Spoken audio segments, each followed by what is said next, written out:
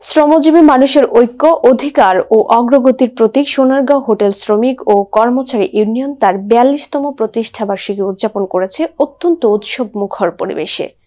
বিস্তারিত ডেস্ক রিপোর্টে।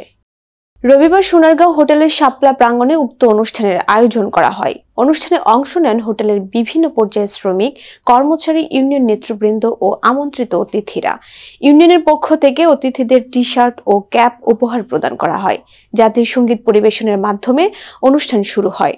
পরে প্রদর্শন করা হয় মে দিবসের প্রতিপাদ্য বিষয়ক একটি ভিডিও, যা শ্রমিক চেতনা ও মর্যাদার বার্তা বহন করে। অনুষ্ঠানের সূচনায় সোনারগাঁও হোটেল শ্রমিক ও কর্মচারী ইউনিয়নের যুগ্ম সাধারণ সম্পাদক তানভীর আহমেদ সিদ্দিকী বলেন, এই দিন ও মাস অত্যন্ত গুরুত্বপূর্ণ।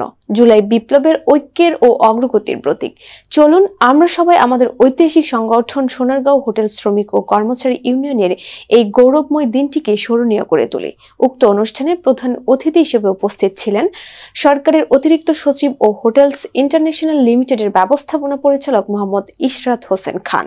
বিশেষ অতিথি হিসেবে উপস্থিত ছিলেন যুগ্ম সচিব ও কোম্পানি সচিব মাহিদুর রহমান, প্যান প্যাসিফিক সোনারগাঁও হোটেলের ভারপ্রাপ্ত জেনারেল ম্যানেজার আসিফ আহমেদ এবং সংগঠনের সভাপতি দুলাল চন্দ্র মজুমদার ও সাধারণ সম্পাদক শাহ আলম সহ অসংখ্য নেতৃবৃন্দরা। অনুষ্ঠানে পুরনো ও নতুন প্রজন্মের সদস্যদের মধ্যে সংহতির বার্তা ছড়িয়ে পড়ে। তুলে ধরা হয় সংগঠনের নানা সাফল্য, যেমন বেতন বৃদ্ধির আন্দোলন, নিরাপদ কর্মপরিবেশ নিশ্চিতকরণ, শ্রমিকদের কল্যাণ গৃহীত পদক্ষেপ ইত্যাদি।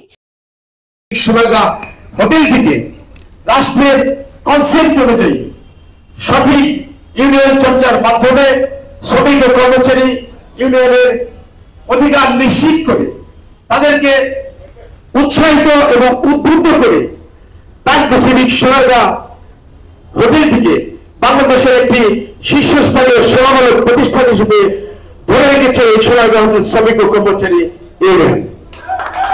আমি যেটা ব্যক্তিগতভাবে মনে করি, শ্রমিকরা হচ্ছে একটা দেশের প্রাণ বলি আমরা। আবার আমি যদি আমার পুরো শরীরের সাথে তুলনা করি, তাহলে শ্রমিকরা হচ্ছে আমার শরীরের রক্ত। এই রক্ত যদি অচল থাকে তাহলে আমার ব্রেন কাজ করবে না, আমার হাত পা কাজ করবে না, পুরো শরীর অল্প সময়ের মধ্যে নিস্তেজ হয়ে যাবে। তো এই জায়গায় গিয়ে আমি এই প্রতিষ্ঠানের রক্ত, আপনারা যতক্ষণ সচল থাকবেন ততক্ষণ এই প্রতিষ্ঠান বেঁচে থাকবে। এটা আমি দৃঢ়ভাবে মনে প্রাণে বিশ্বাস করি। কিন্তু এই রক্ত যেন আবার দূষিত হয়ে না যায়। এই রক্ত দূষিত হলে কিন্তু প্রতিষ্ঠানটাও বাঁচবে না। আজকে যে আপনাদের প্রতিপাদ্য, একটা চমৎকার প্রতিপাদ্য, শ্রমিক মানুষের সৌহার্দ্য, প্রতিষ্ঠান হবে সমৃদ্ধ। একটা প্রতিষ্ঠান তখনই সফল হয় যখন প্রতিষ্ঠানের অভিষ্ট লক্ষ্যে সবাই এ টু জেড সবাই এক লক্ষ্যে কাজ করে।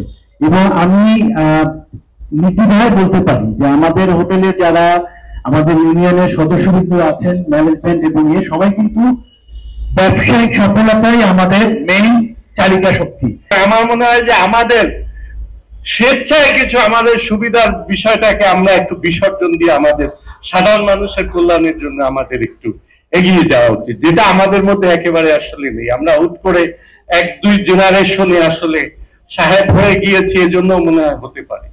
এই সাহেবী মানসিকতাটা আমাদের একটু কমিয়ে ফেলা দরকার আছে, কারণ আমাদের 100 বছর পিছনে গেলে দেখা যাবে যে আমরা কেউই সাহেব ছিলাম না, আমাদের পূর্বপুরুষ ওয়ার্কিং ক্লাস থেকে আমরা উঠে এসেছি। অনুষ্ঠান শেষে সভাপতি সমাপনী বক্তব্যে উঠে আসে সোনারগাঁও হোটেল শ্রমিক ও কর্মচারী ইউনিয়নের ভবিষ্যৎ পরিকল্পনা ও শ্রমিক কল্যাণের নতুন দিগন্ত। সারা বাংলাদেশে 8 কোটি শ্রমিক আছে। সেখানে কিন্তু আমি বলেছি যে 8 কোটি শ্রমিকের উন্নয়ন সাধিত না হলে বাংলাদেশের উন্নয়ন সাধন হবে না। অতএব 8 কোটি শ্রমিকের অংশ কিন্তু আমরা।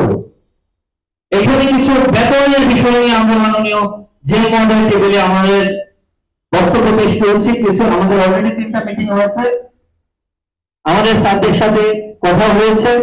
এখানে যারা নীতিবিদ আছেন, আমরা অচিরেই এটার সমাপ্তি চাই। ও শান্তির প্রতীক পায়রা উত্তোলন, কেক কাটা, বর্ণাঢ্য র্যালি এবং স্মারক বৃক্ষরোপণ কর্মসূচির মধ্য দিয়ে অনুষ্ঠানের সমাপ্তি হয়। শ্রমিকদের অধিকার ও মর্যাদা প্রতিষ্ঠায় সোনারগাঁও হোটেল শ্রমিক ও কর্মচারী ইউনিয়ন এর ৪২ বছরের পথ চলা আজও অনুপ্রেরণা হয়ে আছে দেশের অন্যান্য শ্রমিক সংগঠনের জন্য।